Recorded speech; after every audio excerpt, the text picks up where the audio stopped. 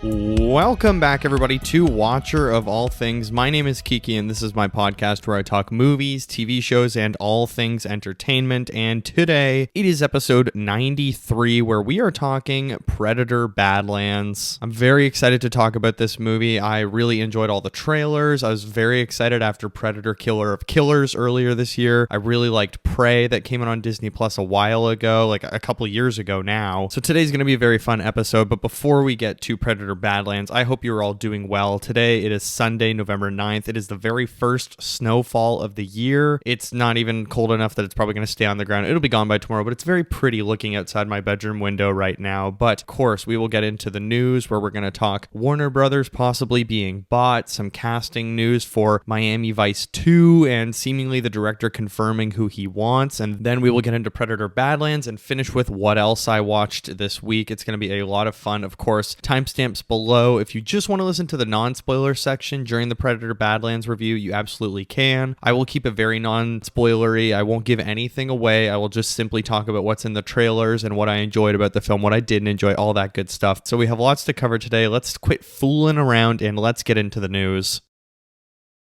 Our first piece of news is Rockstar has announced that Grand Theft Auto is now set to launch November 19th, 2026. So yet another delay, and apparently people should not be surprised about this, which I did not realize, but it is worth mentioning as someone has posted on Twitter here, and then I actually Googled it after, and I was like, oh, this is why it's delayed. So it's worth mentioning that it's being delayed because they fired 40 people in a union-busting effort, and now the staff is revolting. So this is not simply we want the game to be as great as possible. It's that Rockstar employees are pissed, rightfully so. They probably are being worked to the bone because we all know the video game industry is kind of ruthless in that sense. I mean, the Marvel Rivals team, after the game came out and it was a huge success, like crazy amount of download numbers, they laid off a giant chunk of the team because the game development is over and they're just doing DLCs after. So that's why they're like, well, we don't need a team anymore. So it's a very unforgiving industry, and I feel terrible for game developers. I mean, working 80-hour weeks or whatever it was, and they hadn't seen their family in months, and it's just sort of terrifying. And then they get fired after, and it's totally relentless. It's one of the most grueling artistic fields, I would say, other than like visual effects in films. Like, I mean, the Marvel visual effects teams have had terrible stories coming out of changing costumes like 2 days before they're showing the trailer, and they have to redo the entire trailer and stuff like that. And it's kind of wild. But I mean, Rockstar, they put out like, oh, we're so sorry for adding additional time to what we realize has been a long wait, but these extra months will allow us to finish the game with the level of polish you have come to expect and deserve, instead of saying, you know, we fired a bunch of our employees and they're trying to unionize. So it's a very scummy corporate type thing that is going down, unfortunately, but that is the way it goes sometimes. And with a huge game like GTA 6, I mean, this is probably going to be the biggest game of all time. I mean, GTA 5 was like the biggest game of all time and sold an insane amount. People still play it today, probably 15 years later. It's got to be 15 years by now, right? Like, I think I was in grade 7 when GTA 5 came out, grade 8, something like that. And it's just genuinely mind-blowing how people are still playing GTA 5 all the time. They're still adding stuff all the time, but GTA 6 has been in the works forever, and it's very sad to hear that these employees are still being treated like shit. In 2025, we're still treating video game developers like absolute trash, and they can't even make a union to maybe try and get, you know, better benefits or better protection for all of them, and they can have better working conditions for the final push on this game, and instead it's being delayed because the corporation would rather just treat their employees like shit. But are we surprised? Not really. So let's hope for the best for all of those employees. But Paramount, in our next story, has allegedly created a blacklist for stars they deem to be anti-Semitic. So of course, this is stars that have signed the pledge to not work with Israeli film studios or Israeli film distributors until the genocide in Gaza has stopped. So stars like Mark Ruffalo, Javier Bardem, Emma Stone, Olivia Colman, they have all been blacklisted. And this is just sort of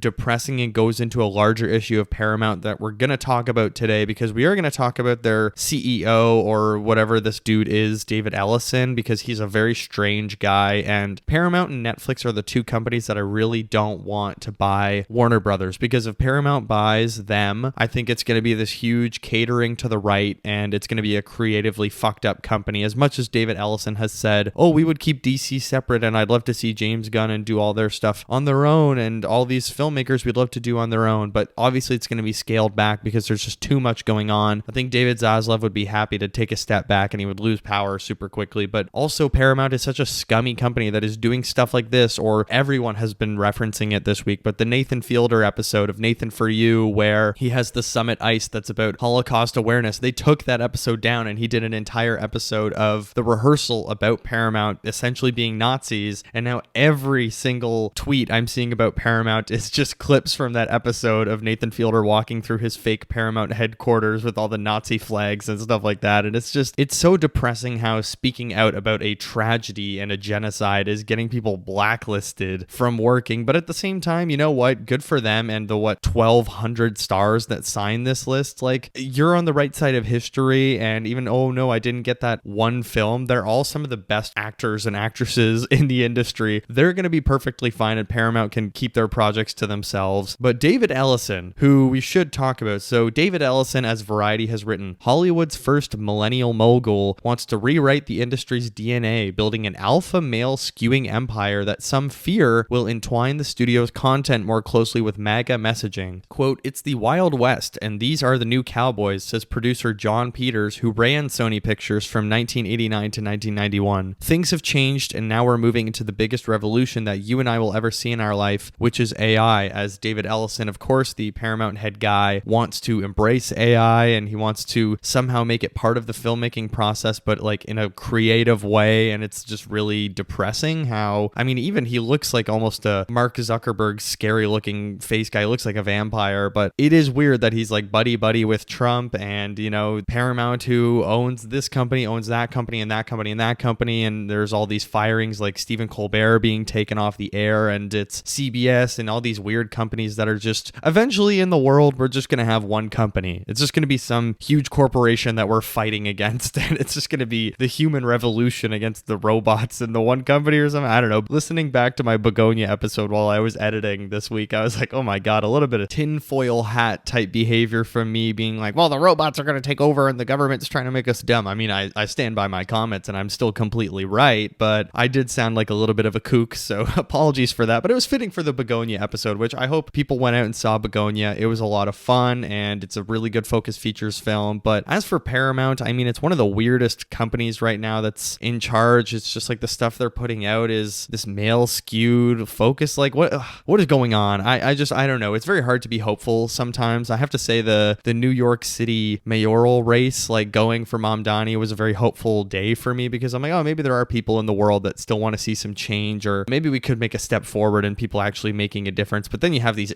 just weird, evil CEOs like David Ellison or David Zaslav and the rock star people. It's like, wow, we are really fighting the empire essentially. But let's move on and talk about the actual buying process of Warner Brothers, because there is a new studio or a company or distributor that actually has stepped into the race, and I would love if they bought them. NBC Universal is now exploring a bid to buy Warner Brothers. They have hired bankers to evaluate an offer, and access to Warner Brothers financials has been given. Now, I say that Universal would be a really good one because they very much stand by the theatrical model. They don't have their like own streaming platform, really, like an NBC Universal type thing. I guess they have Peacock, but they still very much stand by the theatrical model. And it would be very funny if NBC Universal bought them, as a lot of people have highlighted. Christopher Nolan left Warner Brothers for Universal, buying his ex company, and he's the new boss of it, and it'd be an extremely awkward circumstance. But NBC Universal is a very like artist first studio that I would love to see how they could embrace Warner Brothers and maybe help artists at Warner Brothers, and maybe even help DC Studios like continue to push for their own vision, or even,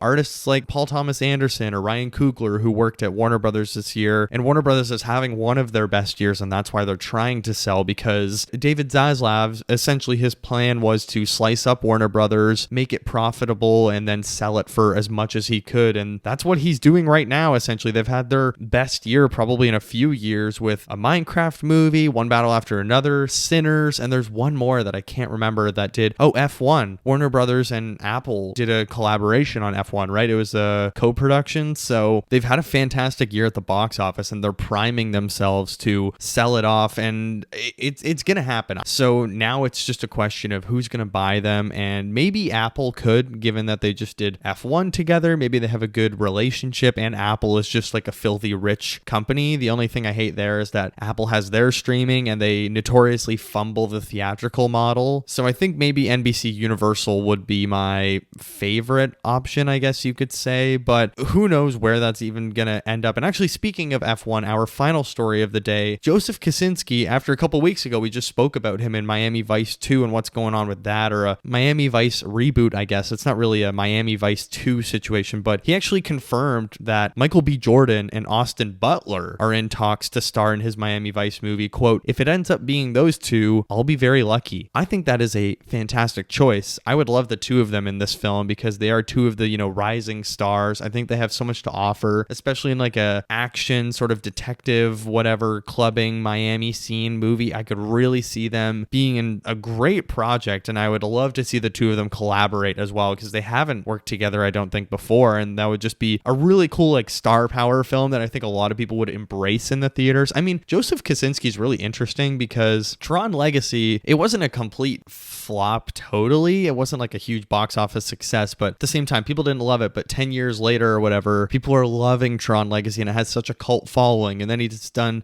Top Gun Maverick, which people absolutely adored, and it made $1 kajillion at the box office. And then you have F1, a movie that, was profitable and did very well at the box office this year. So he's a very interesting artist to me who knows how to do the big stuff that draws the crowds in, and he knows how to do like high stakes blockbuster filmmaking. So I'm very excited for a Miami Vice reboot. I really want to watch the original with, I can't remember who's in Miami Vice. I've never seen that one, but it's from like 2006 and it's Michael Mann. I'll have to check it out eventually, but I think I'm going to wrap up the news there for today. So we have people buying other people. We have evil CEOs. We have evil corporations. Same old news. And we have another reboot that is going to cast two really phenomenal people, directed by Joseph Kosinski. Pretty average week, but again, timestamps below. If you only want to hear the non-spoiler stuff for Predator Badlands, you can just listen to that section. It's going to be a lot of fun. I'm really excited to talk about this movie, so let's do it. Let's talk Predator Badlands. Predator Badlands is a 2025 sci-fi horror film coming in at 1 hour, 47 minutes. It is directed by Dan Trachtenberg, who I guess was a former video game guy, but people have associated him with YouTube, I guess. Like when I was doing the Shelby Oaks episode, people were like, oh, he's a YouTuber that has become a filmmaker. But it is written by Patrick Asen and Brian Duffield on a budget of $105 million. That's actually very impressive for a blockbuster like this, $100 million film. That's actually kind of remarkable. Reviews are very positive. It currently has 7.6 on IMDb, 85% on Rotten Tomatoes, 3.6 Letterboxd average rating with a 4-star mode. So what I would deem as like solid, very crowd pleasing. The synopsis for Predator Badlands. Cast out from his clan, a young predator finds an unlikely ally in a damaged android and embarks on a treacherous journey in search of the ultimate adversary. The film stars Elle Fanning as Thia, Demetrius Schuster Kolo Matakangi.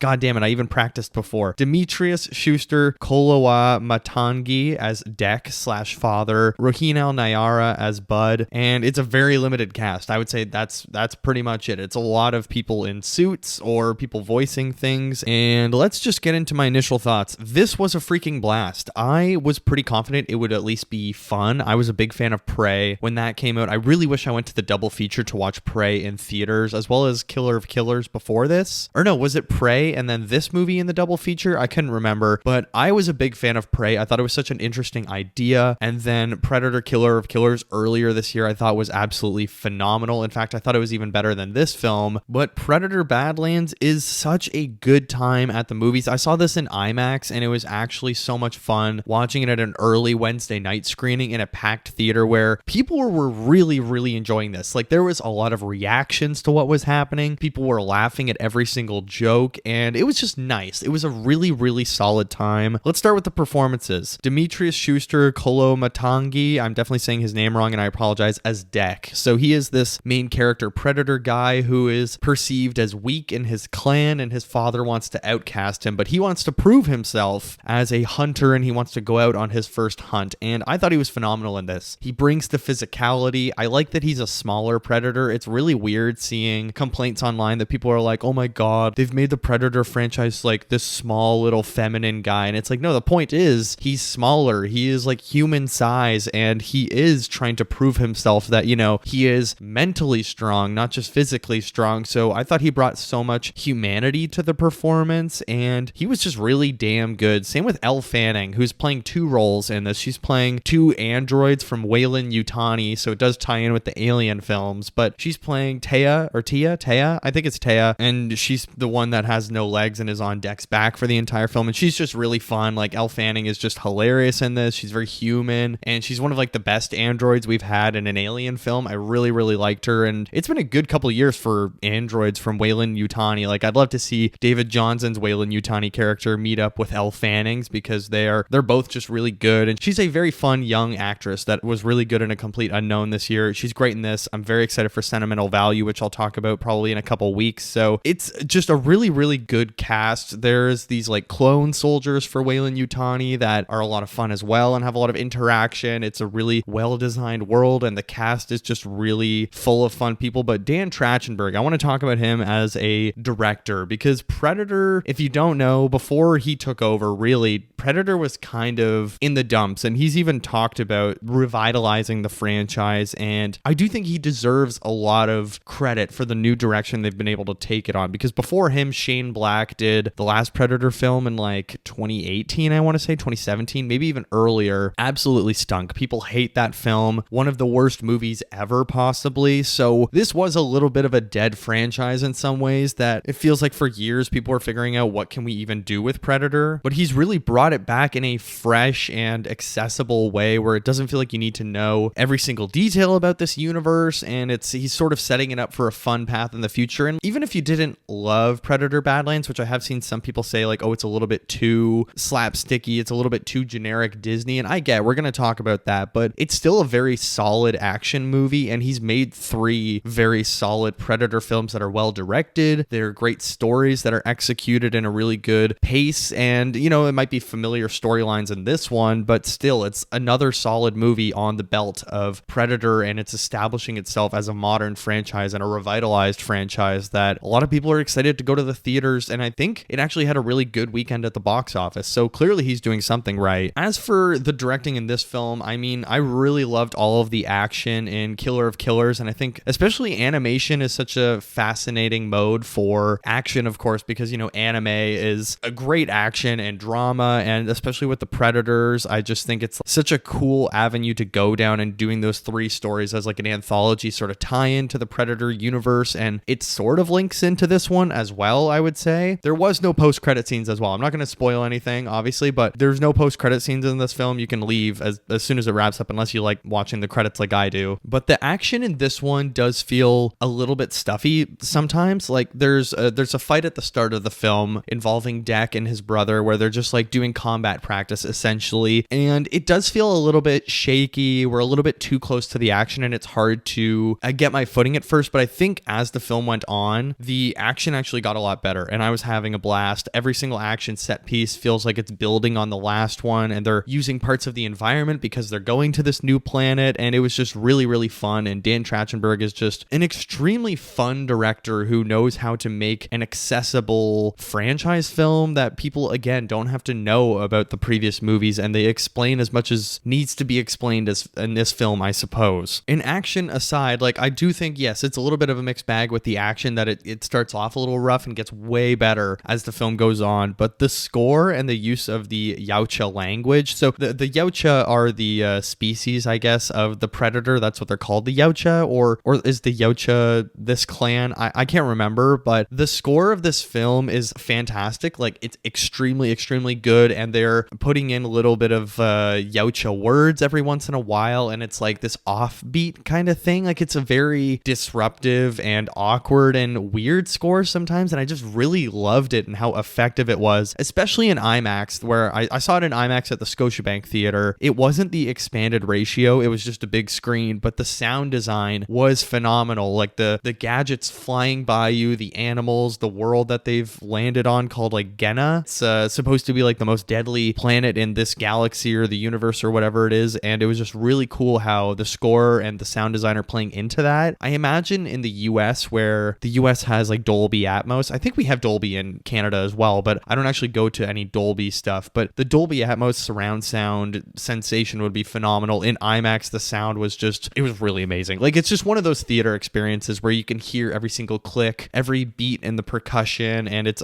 a lot of fun. I'm excited to listen to the soundtrack over and over again. Speaking of design, I mean, sound design aside, the design of the actual planet that they go to is really cool. How every piece of nature is something dangerous. Like, there's these caterpillars that explode. There's grass that is actually made out of like glass and can cut people in their blades. So every single thing is dangerous on this planet. And this movie, like, as much as there is familiar beats in this film, it's very much giving you what you've come to watch in a Predator film in every scene. Like, it's never letting up. It is giving you a human story in some ways, but every single piece of Genna, the planet that they crash on, is a deadly action set piece, and it's so much fun. I was just like blown away in some portions. But as much as it is going for these like wild, bombastic action set pieces that are really cool to watch, it is a very human story. Like, Deck, he's such a human, sad figure that has clearly been outcast by his family, of course, and I'm staying in non-spoilers, I will keep it to just his character, and I really loved him as our hero teaming up with Thia. And Dan Trachtenberg is just really good at making the Predator convey emotions. And I mean, actually in the Predator franchise, that's always been a kind of thing going back to the original, where you can see the Predator and Arnold kind of facing off, and it's really interesting how the Predators have evolved over the years, and I love how they're conveyed, or they're portrayed in this one rather.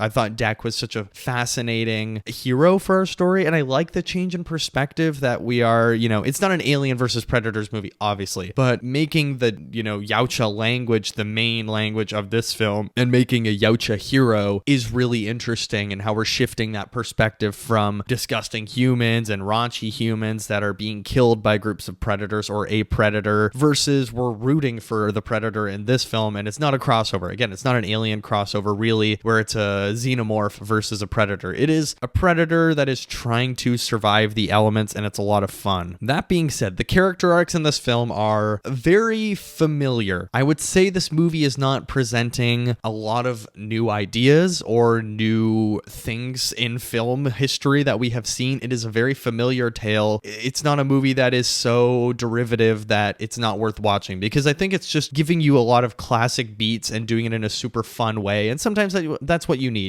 This is a classic bridging movie that I think is going to set up a future Alien versus Predator type universe film, or just a crossover, because we have Weyland-Yutani so heavily featured in this film. So I don't know what the future is going to be, but the character arcs in this film are a touch predictable, and you know where everything is going to go. And maybe it's just a case of the journey is just fun, and who really cares what the destination is? You know where this is all going, but it's just like such an enjoyable ride and such an entertaining ride that you can enjoy. And it is a little bit more comedic, this film. I mean, the first Predator film is very funny because it's these despicable humans that are going on the hunt in this forest, and they're these military dudes who all suck, and they're getting killed by the Predator. But in this film, it is, a very much a buddy movie where it's Thea and Deck, and they're just cracking jokes the entire time. And it is that familiar, I don't want to say like Marvel style humor, but it is a very new wave Disney, or new age rather, Disney Plus humor, where they're undercutting some scenes with a joke, or maybe not undercutting, because I didn't think the humor was overbearing and all the jokes actually really landed for me, but it's very tonally different from the rest of the Predator films that are very serious, very deadly, very dramatic, and always, very horrifying in some ways. And this one is trying to have a lot more fun with it. So it's kind of fun that Dan Trachtenberg is getting comfortable enough in this franchise that he can sort of toy around with, what do we want this film to be like? Well, what if we just made it like a PG-13 comedic buddy adventure film where there's all these species and these aliens and these robots coming after them? And I think we should talk about the PG-13 rating, because this is the first PG-13 Predator film. So Dan Trachtenberg, again, he's doing new stuff in this franchise that we haven't seen before. We've had extremely rated R films with, Shane Black's version that is over the top with the raunchy humor to the point where you just don't really give a shit anymore, and it's almost like annoying to watch, versus this film is taking it the other way. And the PG-13 rating was a big worry for a lot of people, saying that, they're going to sanitize it, they're not going to show the action, they're going to cut away. I think there was only a couple moments where, they're going to kill this robot, or they're going to kill this like soldier robot or whatever that's not a real human, and they cut away from its head being torn off by an animal or something like that. And they would traditionally show that in these films because they're rated R, and they can. Versus in this film, they do look away, but also I think even if they were showing all that stuff, maybe they could have kept the PG-13 rating because it's not human blood and it's not humans that are being torn apart. And also the curse words are very limited in this. Like, I think there's 1 or 2 curse words really. So the PG-13 rating never felt like it was at the front of my mind during this film. There's only a couple of moments where I'm like, maybe in another movie they show a bow going through that person, or not even that person, through the animal that they're being hunted by, or whatever it was. But I didn't feel like Dan Trachtenberg was being held back by censorship or anything like that. So a big worry going into it for a lot of people, but I really think you don't have to concern yourself with that. And if anything, the PG-13 element of this actually makes it more universally appealing for people that want to take maybe their young teenagers, if they're like 12 or 13, you can go take your young adult to this and you don't have to worry about any, explicit stuff that's maybe not appropriate for them. The PG-13 element, and I sort of have danced my way around it, but the sort of Star Wars Disneyification of the Predator franchise. This movie, especially in comparison to the other Predator films that Dan Trachtenberg has done, feels like a Star Wars project, that they are on this strange planet. We are following an alien who is being friends, and we're following these different species all banding together. And it does feel like an episode of The Mandalorian in some ways, and how the humor works and how the action works. And again, the PG-13 rating limiting what they're doing a little bit, or what they're choosing to show and the directions that they're going in. They're not trying to go so hard into the gore. So it does feel like, in a good way, Predator has done a PG-13 film that could be shown to teenagers and can make more money at the box office, because this is the first theatrical Predator film since Shane Black's. I mean, Prey was a direct-to-Disney Plus Hulu project, and same with Killer of Killers early this year. Both of them went straight to streaming, so this is the first theatrical Predator film in a while. Having said that, speaking of Disney, it looks like a Disney project. It is very gray and washed out in certain parts, and it's not a visually stunning film. There were a couple scenes where I was like, okay, we're approaching really cool cinematography in this lighting, but for the most part, it's a hazy, gray CGI world, clearly filmed in a field in New Zealand, like The Mandalorian or whatever it is, or there's moments where they're probably on a studio, and it's a little bit disappointing that we can't take another step visually with this film to really add on to it. So I'm hoping, and I have no doubt there's going to be another one of these, because it feels like they're super popular, and the fact that it was only $105 million, that's a really good budget for an action film like this that has all of these effects, all this CGI, all this stuff. Like, the fact that this budget didn't balloon. So I'm excited to see where they could take it in the future, and maybe they could really push to elevate the visuals and,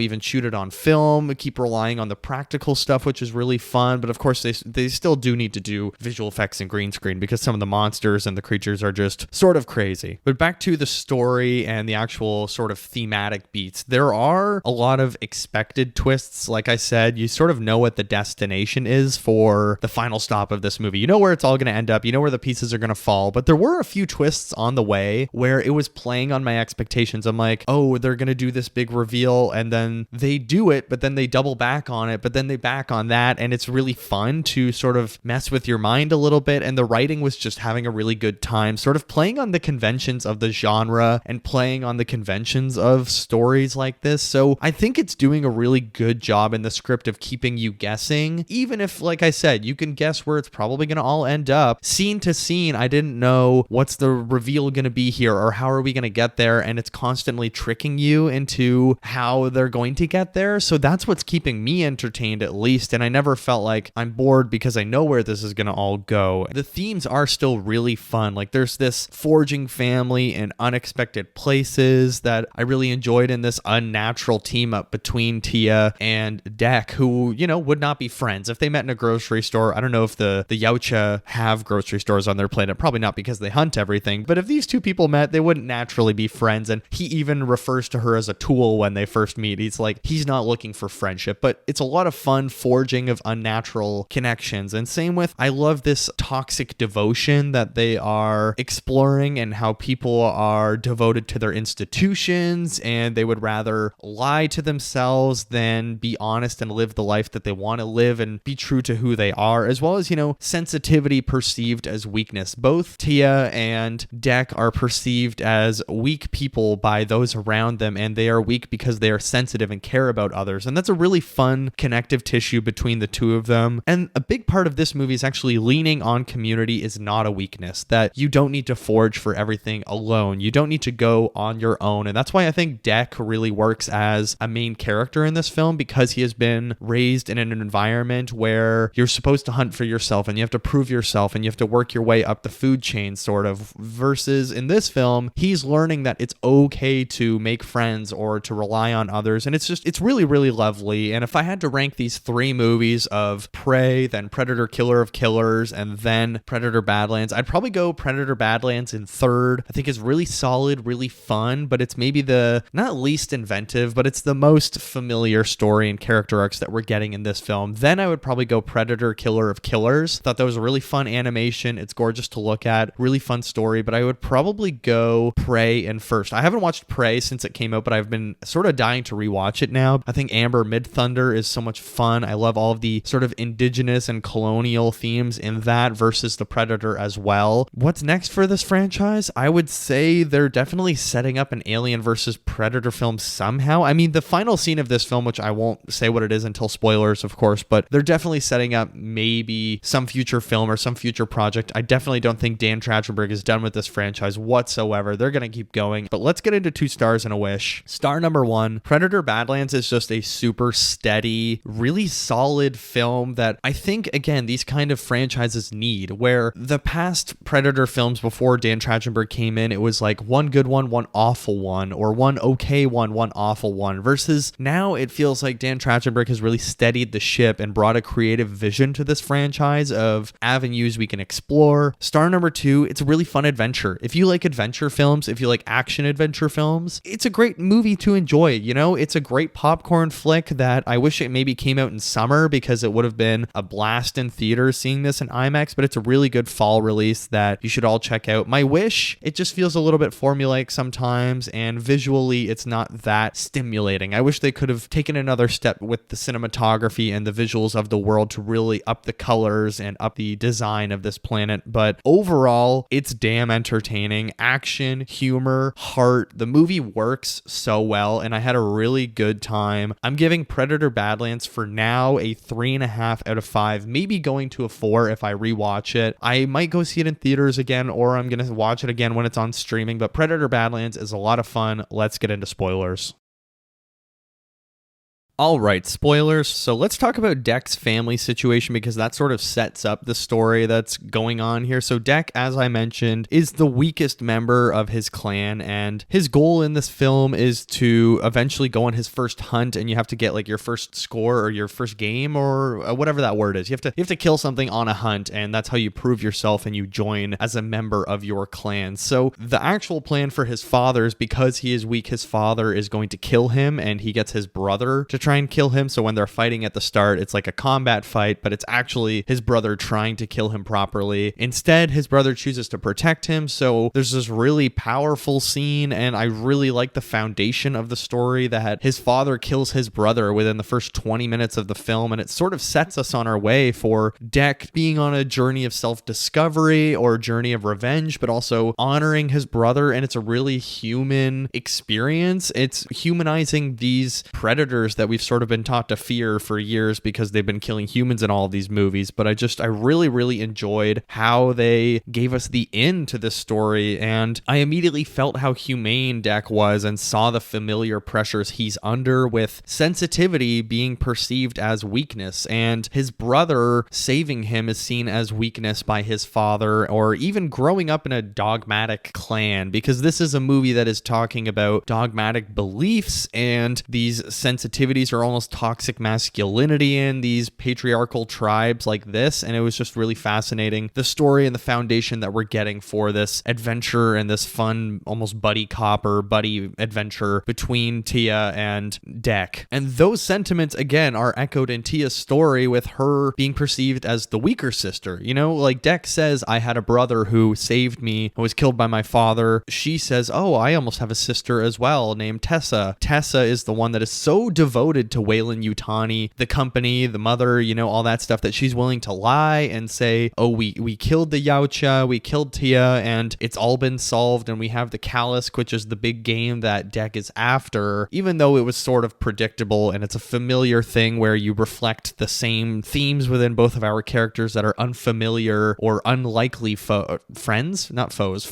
So her sister Tessa is, you know, not like Dec's brother and would rather give in to their familial expectations. So there's a lot of difference between the two of them and how their family treats them versus how they are and how they're perceived as the weakest ones within their own clans. So I liked that the writers are sort of, again, they're doing the familiar journeys, but they are throwing in unpredictable and little offbeat things to make it more fun along the way. So you have Dec, who the people around him are willing to sacrifice themselves, like his brother is willing to give up his life so his brother can be protected and go on his first hunt and prove himself, versus Tia's family or her sister is not willing to give up herself and not willing to, you know, sacrifice their legacy or their position within the clan for the sake of their relationships. The big twist of the movie, of course, is Thia and Dec were actually hunting the same thing on Genna. They are all after the Kalisk, which is this giant beast that essentially can heal after it's, you know, lost an arm. It'll immediately heal the limb back on, and it's this big game that's supposed to be this extremely dangerous animal, the most dangerous rare animal on this planet, I guess. So that is Dec's goal when he gets to the planet, and Thia does not reveal that. And I liked that bit of information being hidden as much as it was predictable, but it's still a very interesting part of the story of why is Weyland-Yutani on this planet in the first place, because they are, of course, trying to extract resources from this very deadly planet, a very familiar thing we've seen within the Alien franchise, and it was just a very fun connective tissue. And I thought they wouldn't get a final moment between Thia and Tess. We have this final battle where it's Dec, Bud, their little Kalisk friend, and of course Thia. They're all fighting together against Tess, who is in a mech suit, the classic Weyland-Yutani mech suit, which was a lot of fun to include. Didn't feel like it's doing nostalgia bait or whatever you want to call it and trying to be like, oh, remember this from Alien? So I really liked in the third act how, again, I know where it's going to end up. They're probably going to kill Tess and our band of friends are going to end up together just like they did. But I like that seemingly dies right away because she is eaten by the Kalisk, and then we see it freezing from the inside out and it shatters and back alive. It's a fun step because immediately in my head I'm saying, oh, that's bad writing. They're not even going to give our two sisters like a final moment to have that discussion of like, oh, we're less similar than I thought, or I thought we were best friends, I thought we were sisters, blah, blah, blah. You know what I mean? So it's fun that Dan Trachtenberg and the writers immediately go back on that in the story, that they're like, oh no, they'll get a moment. And it's actually extremely heartbreaking because Bud, our little fun, friendly companion that is actually a Kalisk child, loses their parent and loses their mother, I guess. And it's a very sad moment of the story how Thia has lost her sister, Bud has officially lost their mother, and it's a very sad moment where evil has sort of won in the moment, but then of course they all gang together and kill Tessa and the evil has been defeated and they run away. And it was just a lot of fun how we sort of get two third acts or two like big final climaxes in the scene where Thia and Bud are getting revenge on Tessa, but then right after we see them return to Dec's planet, which I actually wasn't expecting that they were going to go back and be like, oh, the three of us are here, and it looks like it's been a little while because Thia has very clearly been repaired. Dec is gotten a lot bigger and grown, so it's been a while since they left Genna. And I liked that Dec had that moment where he got to confront his father and be like, I did the hunt, and his father still doesn't approve, so he kills his father. And it's like, you know, literally destroying the bad systems or the toxic relationships in your life, forging or continuing the healthy ones, with the three of them continuing to be friends. And I loved the final scene of this film where, you know, he's just killed his father, Dec, and they look up in the sky. There's all of these predators that are out on the balconies, or the Yautjas all on the balconies igniting their weapons, and then we look and the ship is flying in, and it's like, oh, mysterious ship. I wonder, is it like a new clan member or a new leader or whatever it is? And it's actually his mother. There's still another parent, and I thought that was a really fun note to leave it on. And it doesn't feel like overly setting up a sequel of like, oh, well, there's a xenomorph in this cage that's in the background of the scene or whatever it might be. It was like, no, we're gonna maybe continue the story with Deck. And are we? I don't know, but it would be a lot of fun if we did continue that story with Deck and him trying to change the system maybe on his planet. Are we going to see that? Possibly. I mean, if this film does well, there's really no reason they shouldn't, but how do we get to, I don't know, an Alien versus Predator film in some capacity? Because I do think that is maybe the end goal, to connect the new Alien Romulus trajectory with the new Predator films. Like, does Deck just stay on his own planet to try and take over the Yautja and change it for the better? Is it going to be Deck versus a xenomorph in the future when Weyland-Yutani comes after them for killing Tessa? Who knows? Like, what is the future of this franchise really? I kind of hope we could see maybe more historical films like Prey, where Dan Trachtenberg is doing a Predator story in World War II, World War I, or I don't know, like Civil War times or whatever it might be. It would be really interesting to continue to shake up this franchise and give us these new fresh perspectives, or maybe keep doing like alien planets and keep it a little bit, PG-13 or Star Wars. But I do think this franchise benefits from the R rating because you can really do the crazy action and the gory stuff like in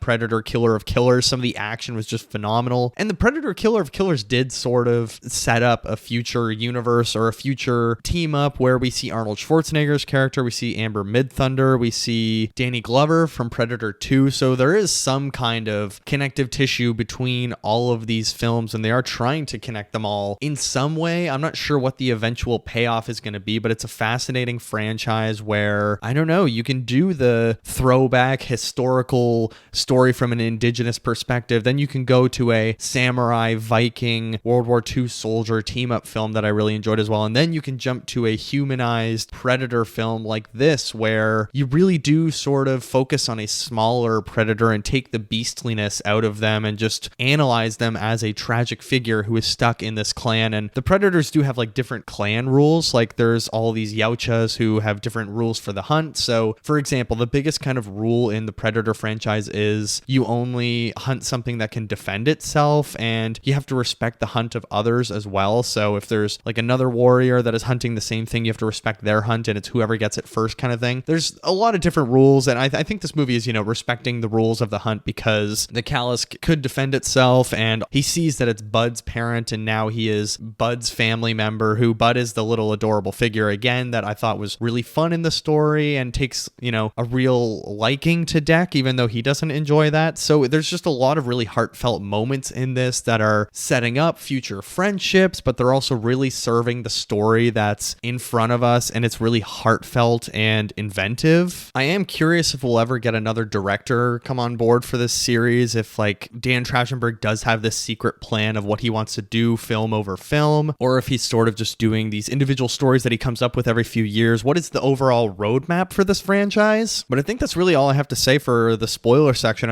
I love the twist that Bud is a Callisk child that they've actually been hunting the parent of, and it's like a really dark twist in some ways. I love all the revenge plots. I love the unification of this fun group of misfits. But that's going to do it for Predator Badlands. Let's move into what else I watched. Alrighty, what else I watched? I have 3 movies and 5 TV shows to tell you guys about. Again, no comic books this week. I just did not have time to read one. So instead of a comic book collection read through this Sunday, I'm just going to put out a clip all about why I think Hush might be the villain of the Batman Part 2. But let's get into TV shows, starting with Survivor Guatemala, which is season 11 of the show. I finished the season. I watched the second last and the finale episode where Danny won. I think like overall, it's an entertaining season. I think the people on the season themselves aren't like individuals you want to root for. There's no one really on this season that I was like, oh, they seem like a great person and I love them all, or they're these like phenomenal characters. I just think they're such a misfit, weird group of people, or a lot of them seem a little bit scummy and crazy, so it's entertaining. It's definitely on maybe the lower end of seasons so far that I've watched. It's like good challenges, but at the same time, it's a lot of the same dynamics. Stephanie in the majority and then Danny in the minority, and it's like just the same people being voted out, and it slowly just gets messy. And I think strategically it's not that interesting of the season either. People just kind of end up going home because they're going home, and it's nothing super special, or there's no giant twists that I was like, oh, that's mind-blowing, other than the first hidden immunity idol ever in Survivor history. That was cool that Gary, the football player, got to use it. So I finished that season, and I immediately jumped into season 12, which is Exile Island or Survivor Panama. This is, of course, Cerie's first season, who, if you know who Cerie is, she's a Survivor legend. I've only watched episode 1, but so far it's like entertaining. They divided them into 4 tribes in the first episode, so it's 4 tribes of 4, and there's the winner is Eris. I know who wins this season. He's the yoga guy, and he was on like Blood versus Water in the future. He comes back, I think, only once or twice. It's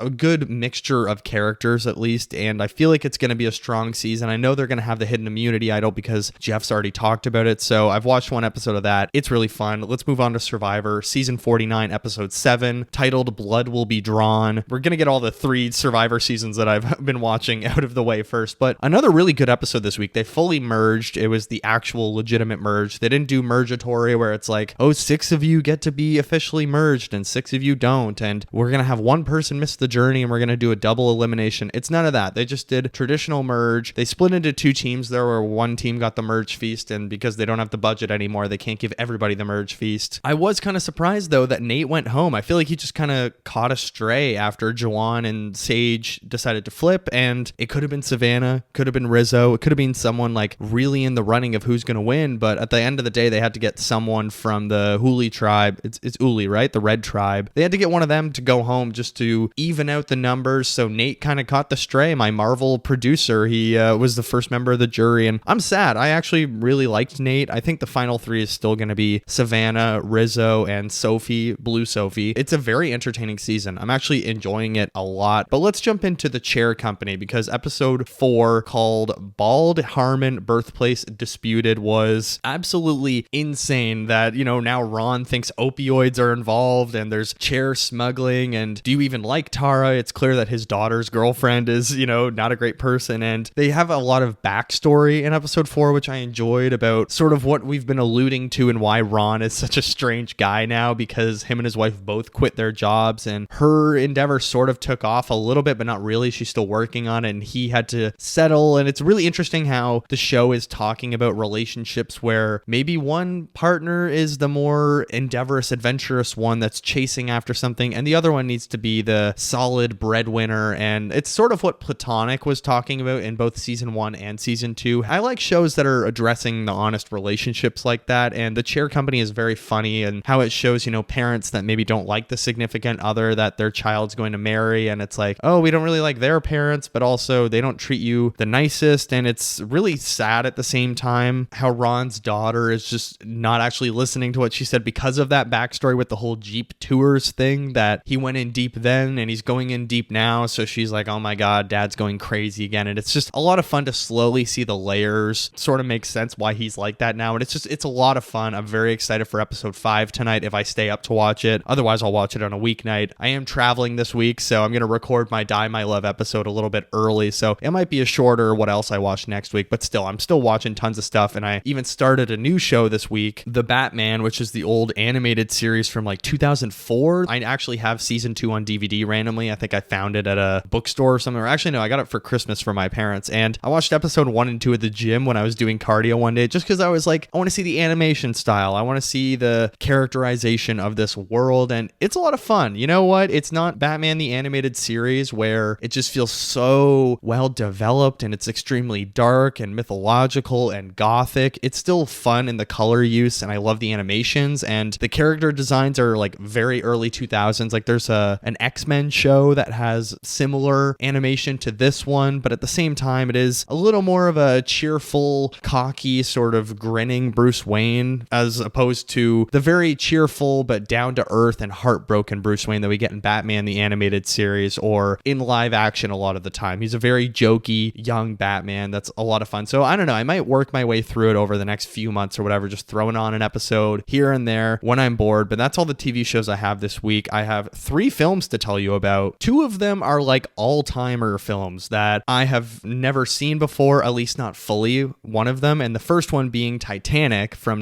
1997. Of course, big Jim's exploration. I had to tell my girlfriend all about it after we watched it. I was like, did you know that someone actually poisoned the crew of the film Titanic and everybody got food poisoning, and there was like a legal case investigating it because there were traces of food poisoning or some kind of poison that was in the food, and it was like a clam chowder that made everyone sick. So I showed her the Mr. Sunday Movies video, a little bit of that. So it was very fun to finally sort of piece together this movie and watch it fully after I've only seen glimpses of it over the years, or I've maybe seen it before. I feel like I watched Titanic in a high school class because I remember every step of it. It's just that, I don't know, high school's a blur, so it was nice to watch it as an adult, and some of, the effects don't look great when it's certain CGI things, but at the same time, it's like a phenomenal movie. It's a genuinely mind-blowing, like heartfelt, super tragic, and very just like depressing movie to watch, not just from a love point of view with Jack and Rose, but like just how many people died and the class system that is so held together within this ship, that you can see how first class people are treated versus all those who are actually going across on the Titanic because they are immigrating versus, the rich people that all get to go in the lifeboats. And it was just very sad, and it's a tragic love story that's bridging the upper class and the lower class, and it's some phenomenal directing. It's super dramatic. The performances are just fantastic. I think Leo is just so good, but Kate Winslet is the star of the movie for me. I think Kate Winslet is so fucking good in Titanic. I mean, just she really sells it all as this tragic figure who is sort of stuck in this marriage, and she finds someone that opens her eyes to a whole world that she's maybe not aware of at the start, that money isn't everything and class and status aren't everything, and it's just a very romantic story, heartfelt, sad, the action's great, and it's sort of a tale of two stories, I guess you could say, because the first half is all the love and the exploration and the grand element of the Titanic, versus the second half almost plays like a horror movie and how terrifying it is with the ship hitting the iceberg and it going down and everyone pretty much panicking and turning into an escape film, almost like the Poseidon Adventure or whatever else, or the Triangle of Sadness. It's one of those movies where it really does feel like two stories put together, but I think it's the best executed version we've had of that. So watching Titanic fully was a lot of fun as an adult. We were watching, the Blue Jays game in the background or whatever, but on mute and not really paying attention. And it was just a great movie to watch, Titanic. I gave it 4.5 stars. It was just a classic, and it's just such a good Big Jim film. So I'm very excited to maybe get it on 4K or, a special edition Titanic. But after that, I watched There Will Be Blood, the next step in my Paul Thomas Anderson filmography, and holy dear God, I maybe have a new, favorite movie, or one of my favorite movies, because it was mind-blowing. There's a scene at the end of the film in a bowling alley between Paul Dano and Daniel Day-Lewis, which if you've seen the film, you know what's going on, but I couldn't believe what I was watching, and my jaw was on the floor. Like, There Will Be Blood is no doubt one of the best films of all time. I don't know if it's even my favorite Paul Thomas Anderson, because Magnolia is so fantastic, but There Will Be Blood was an immediate 5-star for me. Like, I was so hooked in from the very beginning, and it's sort of like 2001: A Space Odyssey, where no one's talking for the first 20 minutes of the film, and it's just movements and watching people do stuff, and then we have this like huge explosion of character with Daniel Plainview, who is this fucking evil, menacing, awful guy, and I just thought Daniel Day-Lewis maybe is giving the best acting performance I've ever seen in my life, and it's so crazy to see that out loud, but I was just so captivated by this unredeeming guy, or irredeemable guy, and it's just, he's not joking when he is saying, give me the blood, Lord, and let me get away, because he's someone that just constantly wants to take and run away. Daniel is someone who, like these capitalist guys, you give them an inch, they take a mile. He'll take your land, he'll take your love, your soul, your innocence. Daniel Plainview is just one of the most evil, selfish, competitive characters ever. Again, thanks to one of the best performances I've ever witnessed in my life. Like, Daniel Day-Lewis's Plainview has a ferociousness in his eyes that is so despicable and terrifying. I was pretty much scared of him the entire movie, and it's a 2-hour, 38-minute film that flew by. Again, PTA, one of the best filmmakers when it comes to pacing, because this film, Magnolia, Boogie Nights, one battle after another, he's so good at doing these longer films that fly by in a flash of your eye, or whatever the saying is. But this is a movie that flies by, and I loved how in 2001: A Space Odyssey, start with no dialogue, just people kind of walking around and things happening, and then same in this movie, we see Daniel Plainview discovering his first like silver, gold, oil deposit or whatever it is and breaking his leg, which is just hardcore. It's a very gruesome movie where terrible things happen, of course, but it's like the reality of the industry. It's not trying to romanticize it at all. And it's saying this is an evil industry that turned people greedy and awful. And just that final scene again between Daniel Day-Lewis and Paul Dano, every scene they had together, in fact, just sort of blew my mind. There were so many moments in this movie where I felt like I was watching people at the top of their game, maybe the peak of their game ever, just master classes. Possibly I'm cynical, but whenever people label something as, you know, one of the best of all time, it's hard not to be skeptical and be like, well, we'll see. I want to watch it for myself. But There Will Be Blood was like legitimately life altering. I mean, just like I was sort of lost for words after I watched it. I finished it and I just sort of sat on the couch for 10 minutes. Like you watch and you just have to sit there and be numb to what you've just seen because it's so mind blowing. And I just couldn't believe it. It's 5 stars. It might be my favorite PTA. I don't know. Magnolia still might be in first because that's just such a mind blowing film. But then I saw Guillermo del Toro's Frankenstein in IMAX this week before it left theaters. Actually, it might still be in theaters in like limited spaces, but it's now on Netflix. And I actually thought it was okay. I didn't love it. And it felt like a very watered down sort of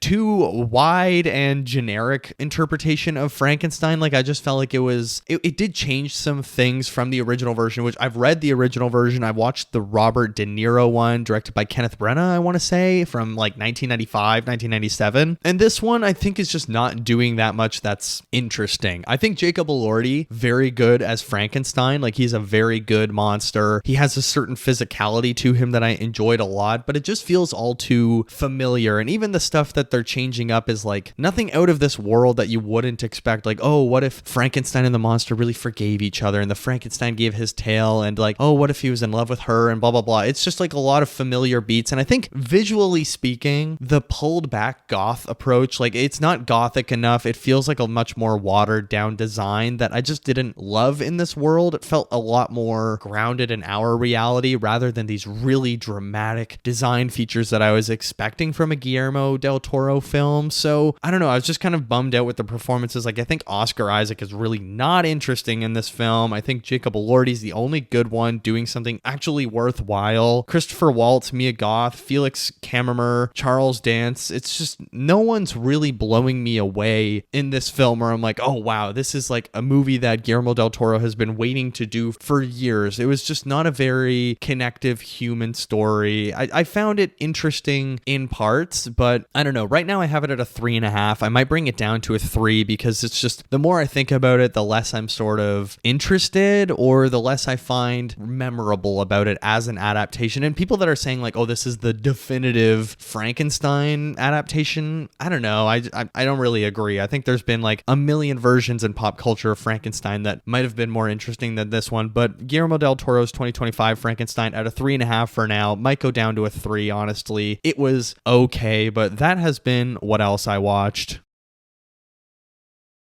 And in fact, I think that's going to do it for episode 93, Predator Badlands, a very solid, fun, funny, heartfelt blockbuster film, or a sci-fi horror, I guess you could say. As always, please rate and review the show wherever you get your great podcasts like Watcher of All Things, whether it's Spotify, Apple Podcasts, Amazon Music, or Acast. We are, of course, an Acast-produced show. If you're on the YouTube channel, don't forget to check out The Batman Part 2 video I put out a couple weeks ago. A lot of fun. Go check that out, as well as my physical media tour. There's lots of fun monthly videos, but hit like, subscribe, comment down below what you think of Predator Badlands. How would you rank the Dan Trachtenberg Predator trilogy? This film would be in third for me, but like a really good third place still. It's more of a bronze medal rather than a last place type vibes. If you want to get in touch with me, you can email the show, watcherofallthings@gmail.com, and find me on social media. Instagram and Threads are at Watcher of All Things. The TikTok account is at watcher.of.all.things. I post on social media every single day doing lots of different fun videos, so check all of that out, as well as my personal Letterboxd account, KikiJ70. That's KIKIJ70. Follow me on there. Drop a comment under one of my reviews that you found me through the show. I will follow you back. Let's build a little community. Next week, episode 94, Die My Love. I know it came out this week at the same night as Predator Badlands, but I couldn't see it. I had some friends visiting in town, and obviously I was having a blast with my friends. I didn't have time to see both, so we'll do Die My Love next week, and then we will get to Sentimental Value eventually, which I know is coming out next week as well, but there's so many good movies coming out. November is going to be a really good month for the podcast with lots of banger blockbusters, possible Oscar contenders coming out. But for now, thank you all so much for listening. Take care of yourselves, and I will see you in the next one.